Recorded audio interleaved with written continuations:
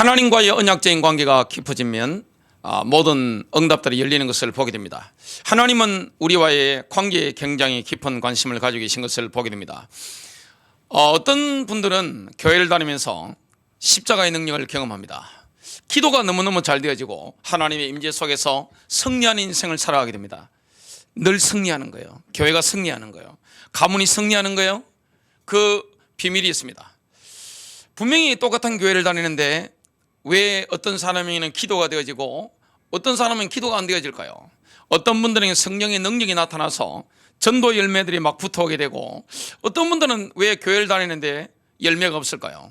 그것은 내가 십자가를 통과했는가, 이게 가장 먼저 중요합니다. 예수 십자가를 통과했는가, 나의 옛사람이 2000년 전에 예수님과 함께 십자가에서 완전히 채용됐다는 것을 믿음으로 받아들이는 사람, 여기 승리가 있는 겁니다. 이걸 믿지 못한다면 아직 십자가를 통과한 게 아니에요. 이 십자가를 통과하면 그때부터는 뭐가 되어집니까? 기도가 되어집니다. 성령의 능력이 실제 강력하게 우리를 붙잡고 역사하는 걸 경험하게 되었습니다. 성령의 기름 부으심이 누구에게 많으냐? 십자가의 비밀을 통과한 자, 내가 죽고 주님이 내 안에 사시는 비밀, 이 비밀을 가진 자에게 성령이 많은 것을 경험하게 되었습니다. 그래서 하나님은 우리와 계약을 맺으신 게 아니에요. 테스트먼트가 아닙니다. 우리와 언약하신 것입니다. 카버넌트입니다. 계약이라는 것은 어떻게 됩니까? 계약사항을 변경할 수 있지만 언약이라는 것은 변경할 수 있는 게 아닙니다. 상호 긴밀한 파트너들이 서로 관계가 발전해 나가는 겁니다. 계속 깊어지는 거예요. 아무리 종이 일을 잘해도 친구보다는 못합니다. 관계적인 측면에서 친구가 아무리 가까워도 자녀보다는 못한 거예요. 왜냐? 자녀는 상속을 받기 때문에. 자녀가 아무리 가까워도 부부 관계만큼은 못합니다. 친밀도에서 그렇습니다. 하나님은 십자가를 통과한 자에게 뭘 주십니까? 피 언약을 붙잡고 하나님의 종이 되어져서 철저하게 순종하는 자, 죽기까지 순종하는 자, 예수님처럼 피 흘리기까지 순종하는 자에게 주시는 게 있습니다. 그게 뭡니까? 성령의 기름 부으심입니다. 성령의 강력한 기름 부으심이 임하기 때문에 어디로 가든지 하나님이 나와 함께 하시는구나. 어떤 사건을 만나든지 초자연적인 성령의 불길이 내 안에서 타오르기 때문에 기쁨이 넘치는 거예요. 저와 여러분이 누리는 기쁨은 환경을 초월합니다. 상황을 초월하는 거예요. 내가 영적인 사람인지 혼적인 사람인지 어떻게 알 수 있습니까? 기쁨이 있는지 없는지 그걸로만 알 수 있습니다. 나에게 기도가 되어지는지 안 되는지 뭘 보면 알 수 있습니까? 내게 기쁨이 있느냐 없느냐. 여러분, 기도가 되어지면 성령의 초자연적인 불이 타오르기 때문에 늘 기쁨이 넘쳐요. 기도가 멈추면 어떻게 됩니까? 제일 먼저 사라지는 것이 기쁨인 것을 보게 됩니다. 성경에 나오는 하나님의 사람들은 너무 기쁜 사람들이었어요. 자유가 넘치는 거예요. 성령은 우리를 막 강력하게 로봇처럼 통제하는 분이 아닙니다. 자유를 주시는 분입니다. 누가 성령 인도를 잘 받습니까? 자유로운 사람, 휴식을 잘 취하는 사람, 릴렉스가 늘 되는 거죠. 영혼 요괴 릴렉스가 되는 겁니다. 자유로운 사람입니다. 세상에서는 뭘 합니까? 조직이 만들어지면 그 조직을 강화시키기 위해서 막 통제가 막 들어갑니다. 그러나 복음은 조직으로 묶을 수가 없는 겁니다. 성령은 뭐합니까? 너무너무 자유로운 거예요. 자유로운데 그 안에 질서가 있는 거예요. 자유로운데 그 안에 영적인 권위가 있는 거예요. 자유로운 성령인들을 받아 나가는데 너무너무 하나님과 내가 가깝다, 하나님과 나 사이에 한 점 구름도 없구나, 그걸 깨닫게 됩니다. 그 하나님과 나 사이에 언약적인 관계가 피 언약을 붙잡고 소금 언약까지 들어가면 어떻게 됩니까? 그 관계 속에는, 그 하늘에는 미세먼지가 없는 거예요. 황사가 없는 거예요. 초미세먼지와 같은 게 전혀 없는 겁니다. 너무너무 쾌청한 겁니다. 여러분, 뭘 삼아야 됩니까? 주님과의 관계입니다. 우리는 보통 교회를 오랫동안 다니면, 아니면 내가 나이가 많다면 하나님과의 관계가 깊은 걸로 착각합니다. 엄청난 착각입니다. 내가 집사되고 안수집사되고 권사되고 내가 장로되고 목사가 되면 하나님과의 관계가 깊을 것이다, 그렇게 생각합니다. 엄청난 착각입니다. 어떤 분들이 그러시더라고요. 어떻게 목사님이 그러시냐? 어떻게 권사님이, 장로님이 그러시냐 그러는데, 한국 교회는 좀 오랫동안 다니고 폼 잘 잡으면 직분을 이렇게 박앤세에 대해서 막 준단 말이죠. 성경에는 그렇지 않습니다. 성경에는 성령이 세우는 사람 외에는 목사, 장로가 될 수 있는 가능성이 다 차단되어 있습니다. 성령이 명령하신 거예요. 선교사도 마찬가지입니다. 여러분, 미셔너리, 선교사가 뭡니까? 어파설, 사도입니다. 사도가 선교사예요. 사실은 사도라는 것은 권위로 친다 목사보다 더 위에 있는 겁니다. 선교사 자체가 목사보다 더 위에 있는 거예요. 이런 응답을, 은혜를 누리는데 누구에게 이런 은혜가 임합니까? 하나님과의 관계입니다. 그래서 사무엘 같은 경우에는 나이가 어렸지만, 유치부였지만 너무너무 하나님과 친밀한 거예요. 다윗은 청소년 시절에 하나님과 너무 친밀한 거예요. 예수님의 육신의 어머니였던 마리아를 한번 보시기 바랍니다. 예수님을 잉태했을 때가 한국 나이로 친다면 14세에서 16세, 아무리 나이를 많이 잡아도 한국 나이로 18세 이상을 넘어가지 않습니다. 그런데 가브리엘 천사장에게 답변하는 내용을 한번 보십시오. 영적으로 이 퀄리티 자체가, 하나님과의 관계 자체가 엄청 높은 거예요. 그 말하는 거 한번 보십시오. 그 당시에 제사장이 사가랴가 있었는데, 사가랴보다 나이가 많죠. 사가랴는 영감님인데, 이 마리아는 소녀단 말이죠. 청소년이에요. 믿음의 차이가 누가 더 큽니까? 마리아가 엄청 믿음이 더 큰 인물입니다. 하나님과 관계가 더 깊은 거예요. 저와 여러분 남은 생에 이 하나님과의 관계를 인도하는 분이 누구십니까? 우리 주 예수 그리스도입니다. 내가 선택할 수 있는 게 아니에요. 나의 자유의지를 가지고 하나님께 순종하면서 내가 하나님과의 깊은 관계 속에 내가 들어가는 것은 맞는데, 내가 종이냐 친구냐 선택할 수 있는 게 아닙니다. 하나님이 친구를 끌어올려야 친구가 되는 거예요. 하나님께서 성령의 기름 부으심을 부어 주셔야만이 우리가 능력 있는 기도의 사람, 전도의 사람, 성령의 사람으로 쓰임받을 수 있는 거예요. 모든 것은 누구의 은혜입니까? 하나님의 은혜입니다.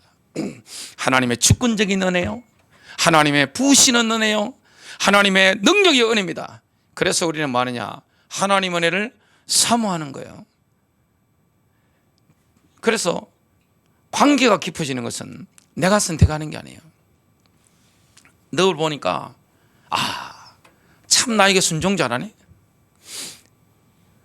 죽기까지, 피 흘리기까지 나에게 순종하는구나. 그렇다면 내가 너에게 기도 영권을 주겠노라. 성령의 기름을 부어주겠다. 너 이제 나의 친구야. 주님이 그렇게 인정하시는 겁니다. 그 사람 주위에는 뭐가 나타납니까? 영적인 능력이 나타납니다. 기도응답이 열리는 거예요. 이상하게 가기만 하면 사람이 붙는 거예요. 열매가 일어나는 거예요. 가면 만나는 거예요. 가면 성취되는 거예요. 이런 응답이 우리에게 오는 것을 보게 되어 있습니다. 그래서 우리는 뭘 조심해야 됩니까? 사람 만나는 걸 조심해야 됩니다. 가능하면 영적으로 여러분 도움 안 되는 분들은 가능하면 만날 필요가 없습니다. 연말에 연초에 마찬가지입니다. 그리고 그런 게 오염된 사람들, 오염된 환경들, 스마트폰들 이런 걸 접했으면 어떻게 됩니까? 빨리 예수의 피로 씻어야 되는 거예요. 그리고 말씀의 물로 씻어버려야 되는 겁니다. 다시 우리가 주님과의 깊은 관계 속에 인도받아야 되는 겁니다. 성령이 이끌어 가시는 거예요. 첫 번째입니다. 우리는 하나님 아버지와 예수님께서 나누신 것과 똑같은 완벽한 교제 속으로 지금도 초청받고 있습니다. 하나님 아버지와 아들 예수님께서 나누셨던 완벽한 교제, 완벽한 코이노니아, 이 속으로 우리가 초청받고 있는 거예요. 하나님께서는 어느 날 아브라함의 장막에 찾아가셔서 빵을 떼셨습니다. 여러분, 고대 히브리인들은 언약을 맺을 때 어떻게 했느냐? 소금 주머니를 조금 한 거를 차고 다녔습니다. 그래서 함께 언약을 맺을 때는 소금 주머니를 풀어가지고 소금을 다 쏟습니다. 그리고 소금을 섞어 버리는 거예요. 섞어서 빵을 떼는 겁니다. 빵을 소금에 찍어 먹는 겁니다. 그래서 이렇게 다 먹고 나면 그 소금이 좀 남단 말이죠. 그 소금을 조금씩 나눠 가지고 다시 넣는 겁니다. 그게 언약을 맺는 겁니다. 친구 관계입니다. 하나님의 친구의 색깔은 뭡니까? 오전하고 지금 넥타이 색깔이 바뀌었죠? 노란색입니다. 빨주노초 파남보 중에서 이 언약적인 관계가 발전해 나가는데 처음에 우리가 붙잡은 게 뭡니까? 피언약이란 말이죠. 붉은색입니다. 친구는 뭡니까? 정제되지 않은 소금의 색깔인 바로 노란색입니다. 그래서 이 친구 관계를 파괴하는 게, 깨뜨리는 게 불가능한 거예요. 소금을 다 섞어서 먹고 했는데, 그래서 한 번 친구는 영원한 친구입니다. 여러분, 우리가 피 언약 붙잡고 피 흘리기까지 주님께 순종한다면 하나님 우리를 친구 관계로 인도하시는데 기도의 능력을 주시고 영권을 주시는데 기름 부음을 주시는데 그게 평생 사라지지 않는 겁니다. 한 번 친구는 영원한 친구가 되는 겁니다. 피 언약은 날마다 죽는 것이지만 소금 언약은 뭡니까? 영원한 거예요. 한 번 이 친구 관계 속에 들어가면 영원한 친구가 되는 것을 보게 됩니다. 근데 하나님께서는 아브라함에게 친구가 되기 위해서, 친구 관계로 끌어올리기 위해서 한 가지 테스트를 하신 겁니다. 여러분, 하나님의 친구가 되는 데는, 하나님과의 관계가 깊어지는 데는 반드시 대가가 따릅니다. 그 대가는 우리의 뭡니까? 우리의 목숨이에요. 생명입니다.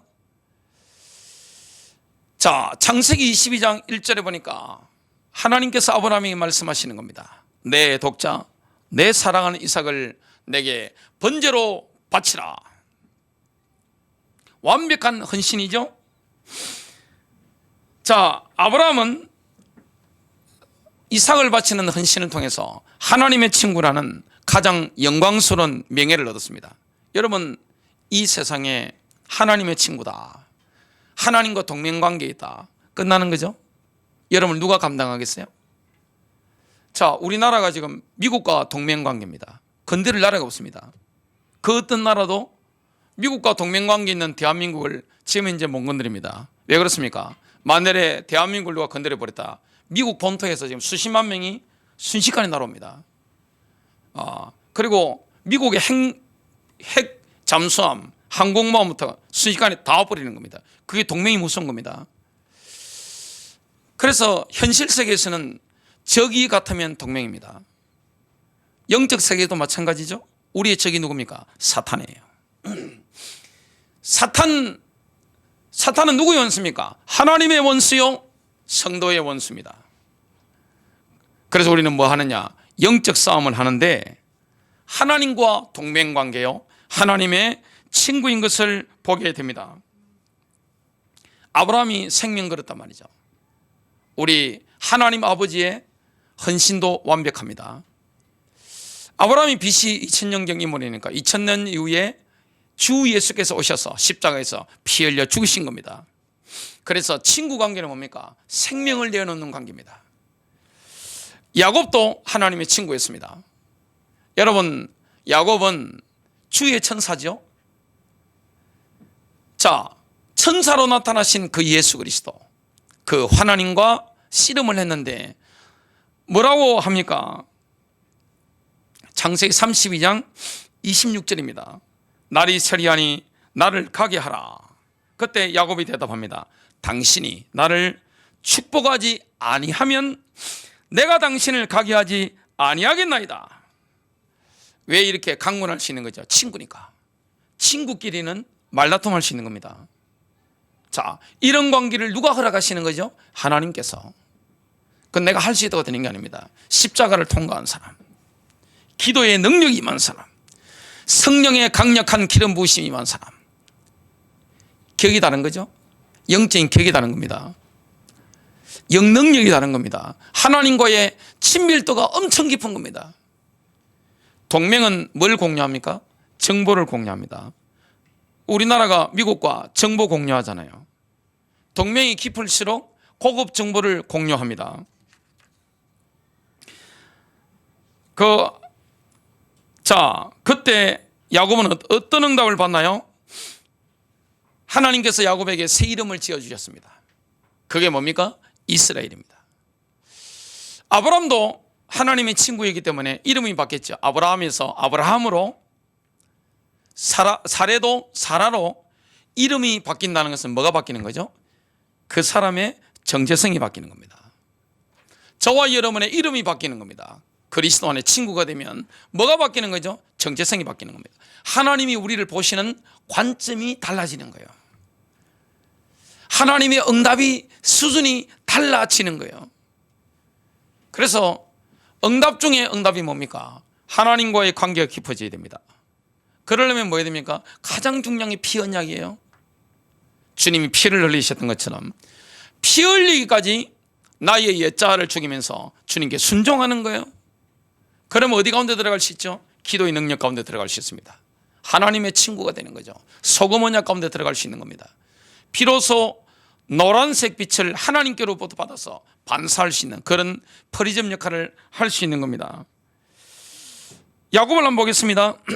자, 이스라엘의 축복을 받았습니다. 창세기 32장 30절과 31절, 야곱이 그곳의 이름을 브네일이라 하였으니 이는 그가 이르기를 내가 얼굴을 마주대하여 하나님을 보았으나 내 생명이 보존되었다 하였기 때문이더라. 그가 브네일을 지날 때 그의 위로 해가 솟았고 그는 넓적다리로 인해 쩔뚝거리며 걸었더라. 시험을 통과한 겁니다. 여러분, 야복강 이전의 야곱과 야복강 이후의 야곱은 다른 거예요. 사람의 격이 달라진 거예요. 영적인 격이 달라진 거예요. 영적인 퀄리티가, 수준 자체가 완전 달라진 겁니다. 차원이 달라진 겁니다. 하나님과의 그 관계 자체가 너무너무 친밀해진 거예요. 쉽게 말하면 허심탄회하게 마음이 통하는 겁니다. 생각이 통하는 거예요. 감정이 통하는 거예요. 여러분, 성령 받으면 하나님과 뭐가 통합니까? 감정이 통하잖아요. 성령 세례 받으면, 성령 침례 받으면 하나님과 생각이 통합니다. 하나님과 뜻이 통하는 거예요. 하나님의 관점으로 모든 걸 보는 거예요. 하나님이 기뻐하는 현장에 기쁨이 넘치는 거예요. 영혼이 돌아왔을 때, 하나님 나라 확장됐을 때, 주님이 근심하는 현장에 같이 근심하는 거예요. 그리고 주님이 분노하는 현장에 막 같이 함께 막 분노가 막심이 일어나는 거예요. 주님이 슬퍼하는 현장에 같이 슬퍼하는 거예요. 주님이 눈물을 흘리시는 그 현장에 생각하면 뭐가 흐릅니까? 눈물이 막 흐르는 거예요. 주님이 내 안에 사시니까. 이게 바로 성령의 사람입니다. 아브라함이 이 비밀을 누렸고 성경에 나오는 야곱이 이 비밀을 누리게 된 겁니다. 지금은 신약 시대니까 새 언약 시대죠. 회복된 언약 시대인데 예수님께서는 우리를 아브라함과 같은 수준의 친구로 인도하기를 원합니다. 요한복음 15장 15절, 수년 동안 예수님을 따라다닌 제자들에게 주님은 격을 한 단계 높여주십니다. 종에서 친구로. 요한복음 15장 15절입니다. 이제부터는 내가 너희를 종이라 하지 아니하리니, 이전에는 종이었죠. 근데 따라다니면서 뭘 잘했습니까? 늘 순종한 거예요. 여러분, 순종이 없는데 친구가 됩니까? 자, 요즘은 친구라는 개념이 값싸다 말이죠. 한번 만났으면 나이만 같으면 친구합시다 그럽니다. 그리고 나이가 좀 드신 분들은 나이 몇 살 차이 나도 우리 같이 친구합시다 그럽니다. 그러다가 헤어지면 끝입니다. 요즘 세상에 우정이라는 게 너무 싸구려란 말이죠. 하나님 나라에는 친구가 되는 데는, 하나님과 우리와의 관계 속에 친구가 되는 데는 세일해 주는 게 없어요. 박인 세일이 없어요. 초특가 세일이 있는 거 없습니다. 대가가 뭡니까? 목숨을 걸이 됩니다. 주님을 위해서 목숨을 거는 겁니다. 내 인생을 거는 겁니다. 자, 아브라함에게 가장 소중한 게 뭐였을까요? 이삭입니다. 본인이 죽는 게 쉬울까요? 아들이 죽는 게 쉬울까요? 본인 죽는 게 훨씬 쉽습니다. 사라가 죽는 것보다, 본인이 죽는 것보다 아들 죽는 게 훨씬 어려운 거예요. 대가가 따르는 겁니다. 여러분, 대가 따르지 않고 주님과의 관계가 깊어질 수 있나요?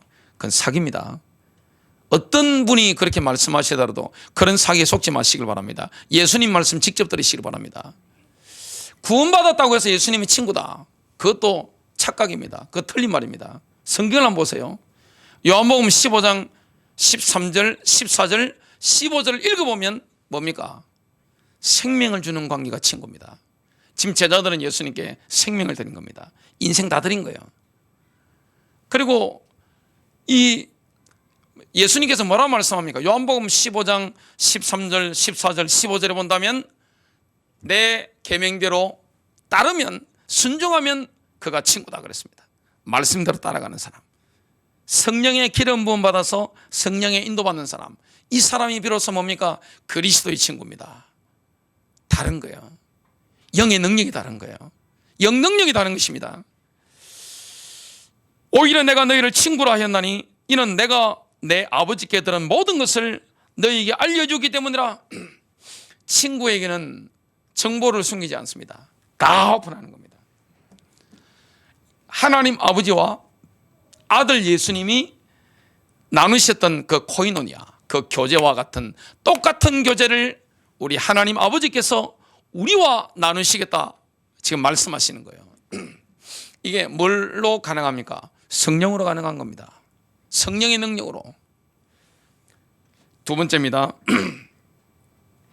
사탄은 사탄의 친구를 통해서 하나님의 친구를 공격해 들어갑니다. 우리가 하나님과의 관계가 깊어질수록, 예수 그리스도의 관계가 친밀해질수록 마귀의 공격도 더 집요합니다. 왜냐? 그런 친구 일어나면 자기 영역이 침해당하니까요. 그 부분은 송구영신 예배 원단 생각 때 말씀을 전하게 될 겁니다. 자, 친구가 성령 충만하고 성령의 기름 부음 받아서 하나님과 통해버렸단 말이죠. 영능력이 임했단 말이죠. 지금은 영줄기가 임했단 말이죠. 가는 곳마다 어둠의 세력은 파쇄될 것이고, 어둠은 떠나갈 것이고, 빛을 발하는 중심이 된단 말이죠. 그럼 마귀가 가만두겠어요? 자기 영역이 뺏기는데, 자기 나라가 지금 뺏기는데, 자기가 지금 붙잡고 있었던 수많은 영혼들이 뺏기게 생겼는데 가만두겠어요? 공격에 들어옵니다. 자, 아브라함의 적이 있습니다. 그가 누굽니까? 바로 니모르십니다. 성경에는 좀 나옵니다만은 야사리책이라고 성경에 인용된 책이 있죠. 이스라엘 역사책인데 거기에는 너무나 세밀하고 리얼하게 아브라함과 니모렛의 관계에 대해서 정확하게 나옵니다. 니모롯이 바벨론 왕이란 말이죠.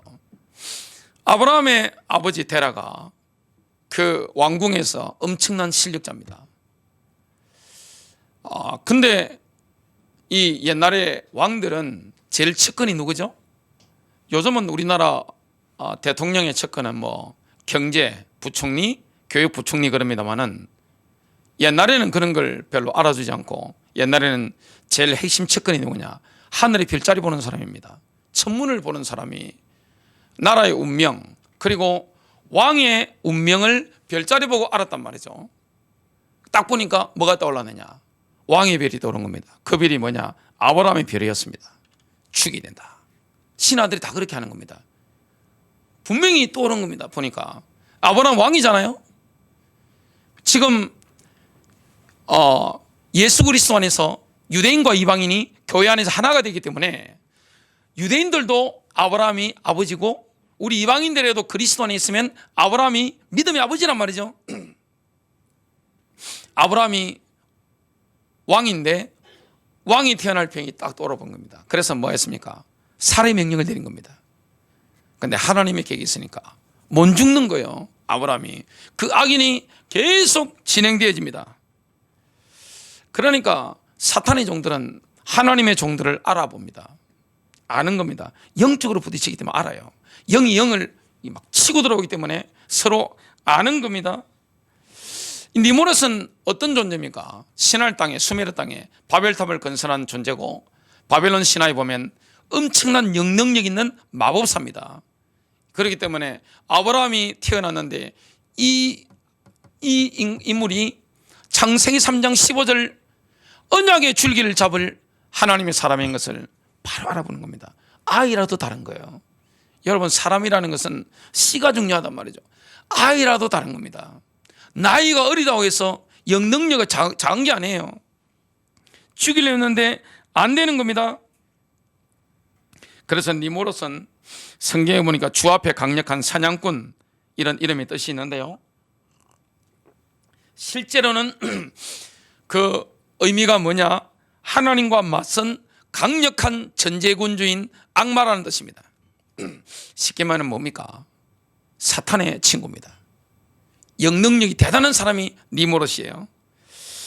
나중에 아브라함이 가나안의 연합군들끼리 전쟁이 벌어졌을 때 아브라함이 기습 공격해가지고 패배시킨 네 왕 중에 한 왕이 바로 아므라벨, 암나펠, 그게 신학자들이 밝혀놓은 거 보니까 니므롯입니다. 창세기 14장 1절에 나오죠.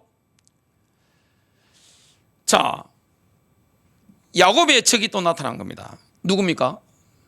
형 에스입니다. 쌍둥이잖아요. 그 뱃속에서부터 갈등이 일어나는 겁니다. 여러분, 인간이라는 것은 영적인 존재이기 때문에, 자, 지금 하나님의 계획을 아버지 이삭이 먼저 아는 게 아닙니다. 리버가가 고통스러우니까 하나님이 질문하다가 하나님의 계획을 먼저 아는 거예요. 한 뱃속에서 나왔는데 한 아이는 뭐가 됩니까? 하나님의 친구가 되고 한 아이는 사탄의 친구가 되는 거예요. 뱃속에서 나와도 이게 영적으로 쫙 갈라져 버리는 겁니다. 한 교회를 다니도 영적으로 갈라질 수 있습니다. 한 뱃속에서 나왔어도 영적으로 갈라질 수 있는 거예요. 사탄의 친구와 하나님의 친구가 완전히 다른 겁니다. 그러니까 영이 부딪히니까 뱃속에서부터 막 부딪히는 겁니다. 자, 창세기 25장 13절, 하나님께서 리버가에게 그 두 명의 자녀에 대한 완벽한 계획을 말씀합니다. 형 야곱을 섬기리라. 누가 더 강합니까? 하나님 보실 때 누가 더 강한 인물이죠? 에서가 아니에요. 야곱입니다.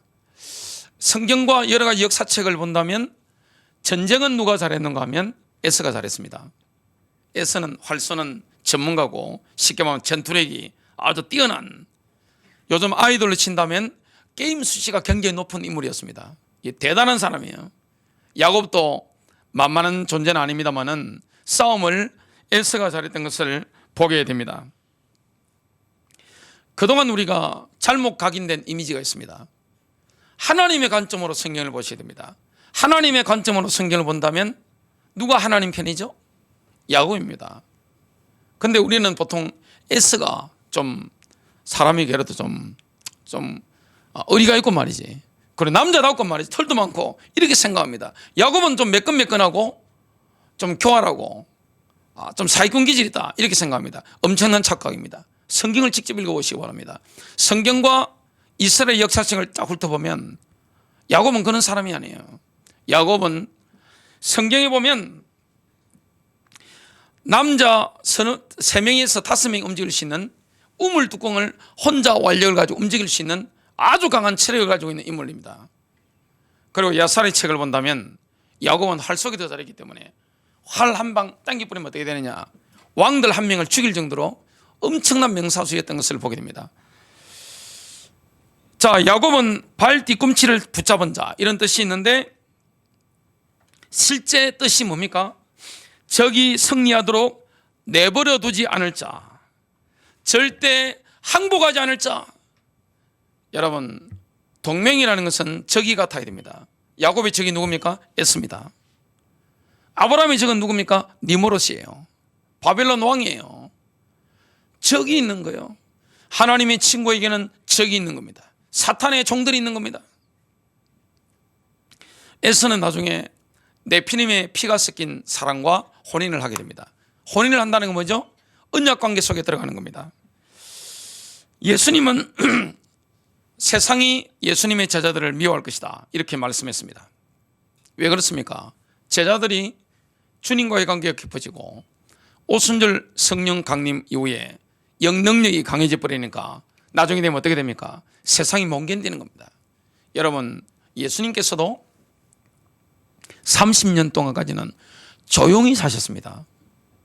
사회적인 무리가 안 일어났습니다. 그런데 이 40일 금식하시면서 영능력이 기름 붓듯이 확 임해버리면 어떻게 됩니까? 그때는 욕을 듣는 겁니다. 여러분, 성령 받으면 욕 듣게 되어 있습니다. 반드시 적이 일어납니다.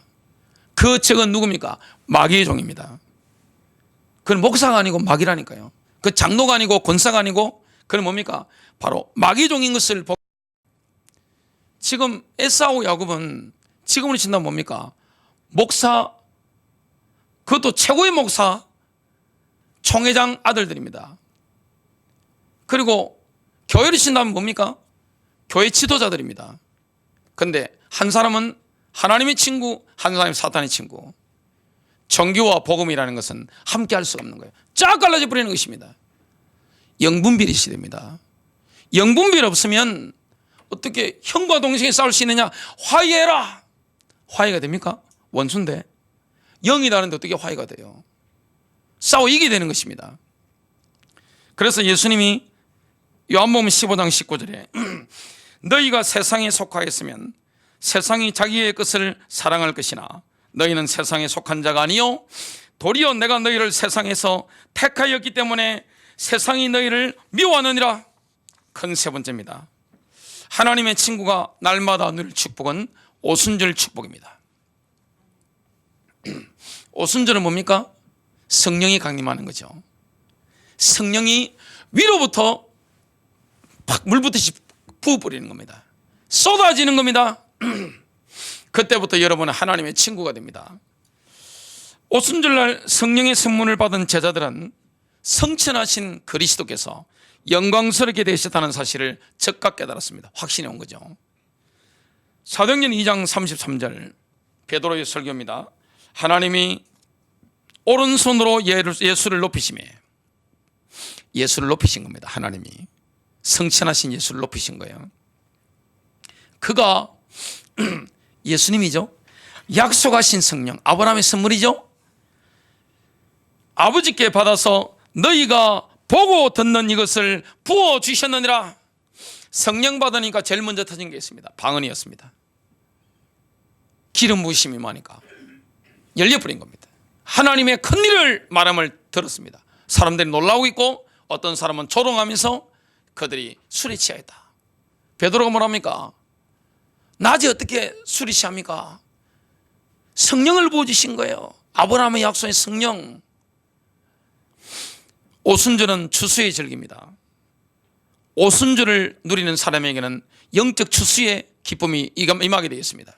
여러분, 마귀에게 붙잡힌 사람, 사단에게 붙잡힌 사람, 저주 가운데 있는 사람, 어두운 가운데 있는 사람을 건져내는 데는 우리 능력이 아닙니다. 성령의 능력인 줄로 믿습니다. 그래서 전도는 기도입니다. 기도와 함께 가는 겁니다. 바울이 가는 곳마다 뭐 했습니까? 수일 동안 유하며 기도한 거예요. 영적 싸움은 기도입니다. 기도로 정복하는 거예요. 성령의 기름 부으심 없이 어떻게 기도가 됩니까? 여러분, 주님의 친구는 뭘 받은 사람이죠? 성령의 기름 부으심, 성령의 능력입니다. 이 능력이 임하니까 베드로가 설교하는데 3,000명이 돌아온 거예요. 그거는 전도 막 한 게 아닙니다. 한꺼번에 3,000명이 돌아왔어요. 그 다음에 설교했는데 몇 명이 돌아왔습니까? 5,000명이 돌아온 것입니다. 그 사람의 능력이 아니에요. 뭡니까? 위에서부터 부어버린 겁니다. 다른 거예요. 제자들은 그 이전까지, 오순절 이전까지는 성경에 대한 이해라든지 영적인 지식에 대한 거라든지 영계에 대한 거라든지 이게 지식이 이렇게 열리지 않았어요. 예수님 이 말씀하시면 자다가 봉창 두드리는 것처럼 이렇게 이상한 말을 뻥뻥하고 그랬습니다. 못 알아듣는 거예요. 근데 오순절 이후에는 어떻게 됩니까? 누가 가르칠 필요가 없는 거예요. 성령이 직접 제자들이 가르치는 거예요. 깨닫게 하는 거예요. 성경을 기록하게 만드는 거예요. 알게 하시는 거예요. 무슨 말이 될지 서기만 하면 어떻게 됩니까? 쫙쫙 나오는 거예요. 그게 성령의 능력이에요. 사람의 능력이 아닙니다. 하나님의 친구에게는 뭐가 있습니까? 십자가를 통과해야 됩니다. 십자가 통과하지 않은 사람은 내가 나의 옛사람이 십자가에 못 박혔다, 이거 아직 모르는 거예요. 십자가 통과하면 어떻게 됩니까? 날마다 죽는 겁니다. 피 흘리기까지 순종하는 겁니다. 그러면 어떻게 됩니까? 부어버리는 겁니다. 왜냐? 내가 죽었기 때문에. 생명 그렇단 말이죠. 내가 없는 겁니다. 주님이 나를 통하면 역사하는 것입니다. 그러니까 하나님이 추수의 비밀을 주시는 겁니다.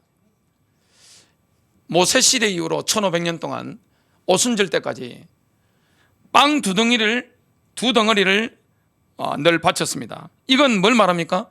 오순절에 탄생한 교회를 상징합니다. 교회입니다. 교회가 만들어지는 거예요. 성령이 임하면 교회가, 내 마음의 교회가, 우리 가정의 교회가, 직장의 교회가, 학교의 교회가, 지역사회의 교회가 막 만들어지는 거예요. 하나님의 친구를 통해서. 하나님께서는 하나님의 친구를 성령으로 인도하십니다. 성령님은 어떤 분입니까? 주님이세요. 고린도후서 3장 17절 이제 주께서는 그 영이시니 주의 영이 계신 곳에는 거기는 자유가 있느니라. 여기 주께서는 그런데 주는 뭡니까? The Lord 뭡니까? 여호와입니다. 구약의 여호와입니다. 성령님은 주님이세요. 여러분 주님을 따라가시길 바랍니다. 주님의 지시를 따라가고 성령의 음성을 따라가는 것이고, 주의 영이 계신 곳에는 뭐가 있습니까? 자유함이 있는 거예요. 마귀는 통제하잖아요. 마귀는 억압하잖아요. 마귀는 막 누르잖아요. 마귀는 숨막히게 만들잖아요. 그런데 성령님은 어떻습니까? 자유롭게 하시면서 우리를 인도해 가십니다.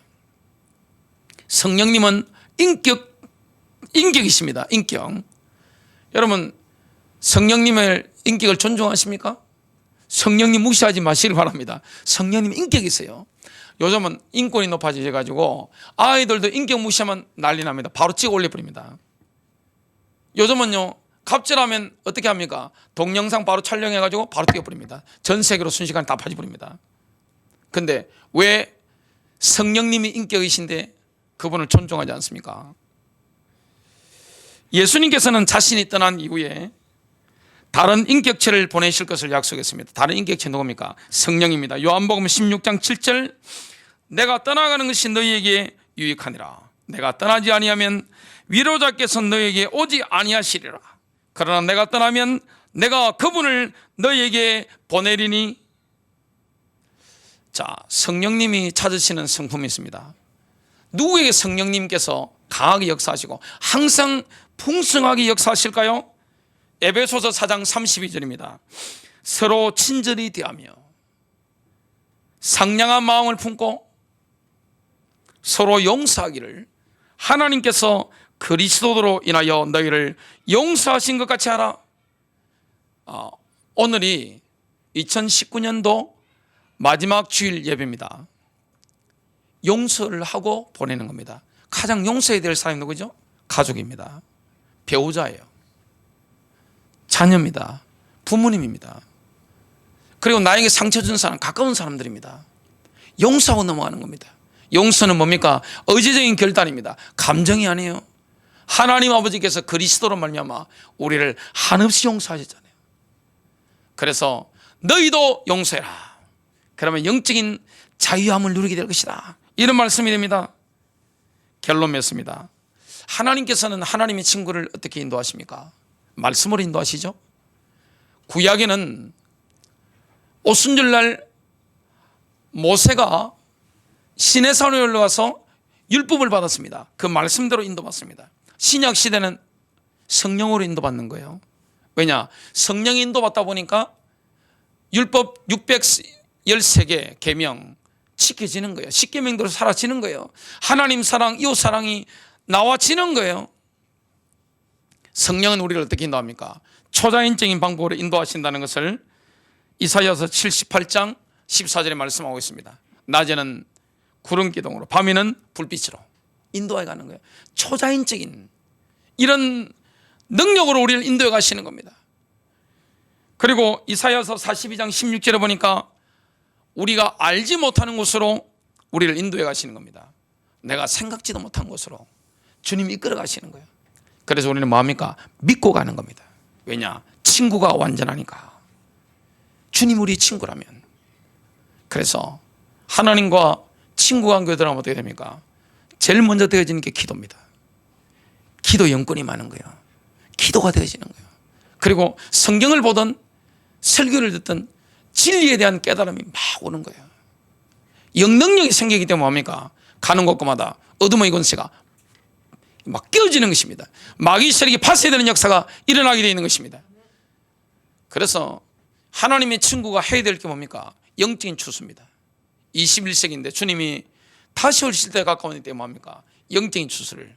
우리가 복음 전할 때 하늘 보좌에 앉아 계신 주님께서는 성령으로 우리와 함께 역사하셔서 귀신들을 내어 쫓게 만드시고 질병을 치유하게 만드시고 영혼을 주님께 돌아오도록 인도하시는 겁니다. 승리하시길 바랍니다.